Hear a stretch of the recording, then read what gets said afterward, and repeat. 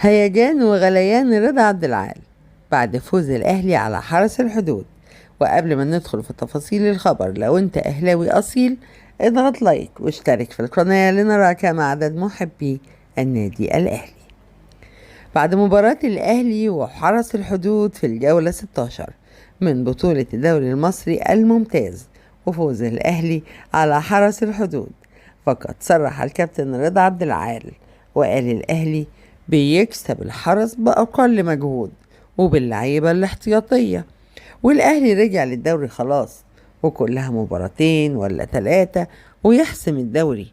وكمان أتوقع إن الأهلي هياخد الدوري المرة دي بدون هزيمة، وده هيبقى سبق تاريخي، والأهلاوية نفسهم من زمان إن الأهلي ياخد الدوري بدون هزيمة. ومع المدرب مارسيل كولر أتوقع إن الأهلي ممكن يعمل كده بكل سهولة، وممكن يعمل أي شيء لأنه مدرب كبير وفاهم وعارف هو بيعمل إيه. واستنوا الموسم اللي جاي لما الأهلي يجيب صفقات كمان محدش هيقدر عليه نهائي، ولا حتى في دوري أبطال إفريقيا نفسه. وهو ده كان رد فعل وتعليق الكابتن رضا عبد العال بعد مباراة الأهلي وحرس الحدود.